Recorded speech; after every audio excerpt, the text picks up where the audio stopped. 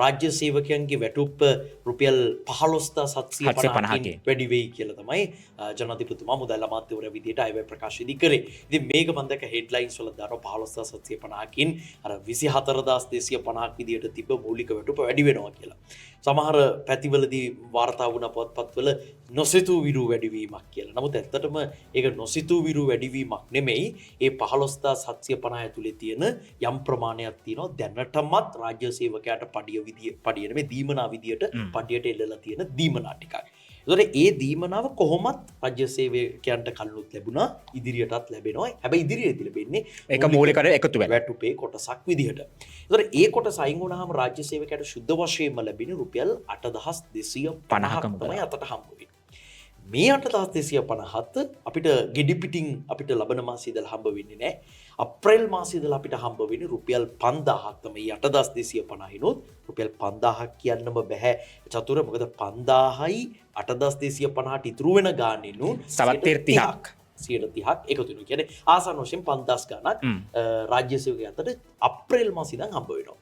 ඉතිරි වෙන ප්‍රමාණය 8,750 දී 5,000 ගාන 8,250 දී 5,000 ගාන ගෙවුවට පස්සේ ඉතිරි වෙන ප්‍රමාණයෙන් හරි අඩක් 2026 ජනවාරි වලත් ඉතුරු හරි අඩ 2027 ජනවාරි වලත් තමයි ලැබෙන්නේ.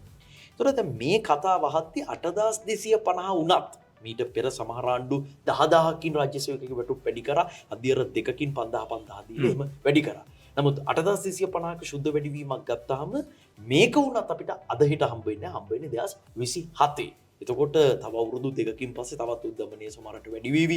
මුදලේ අගේ ඒ හම්බෙන 8,250 සමස්ත වටිනකම 8,250ක් වෙන්නේ නැහැ අනිවාර්යයෙන්ම තව අවුරුදු දෙකකින් ගත්තාම.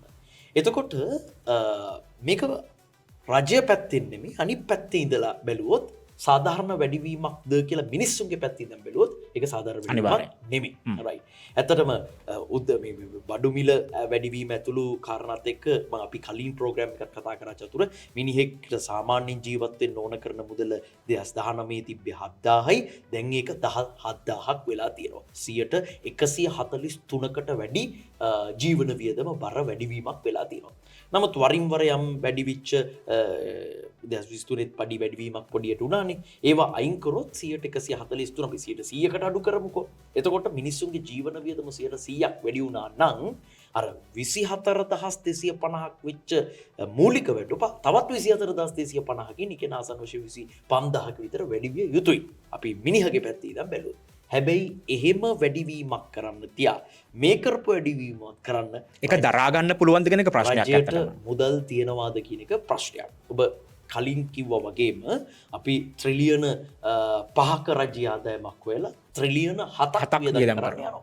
5ක් වෙලා 7ක් වියදම් කරන්න යනවා. ට්‍රිලියන 2ක් ඒත් අපිට මදි. ඕකේ ප්‍රශ්නේ තියෙන්නේ ට්‍රිලියන 5නුත් චතුර ට්‍රිලියන 3ක් විතරම අපි ගෙවන්නේ පොලි ගෙවන්නේ. අනිවාර්යයෙන් ණයට පොලි ගෙවන්න. මගේ ප්‍රශ්නයක් තියෙන වෙතන. කතා කරමු යකන දීර්ඝ වශයෙන්. ඔව්. පොලි ගෙවන්න ඉතුරු වෙන ට්‍රිලියන 2කින් තමයි රාජ්‍ය සේවකයා පඩිය ගෙවලා ඒ ඔක්කොම වියදම් ටික ගෙවන්න වෙන්නේ.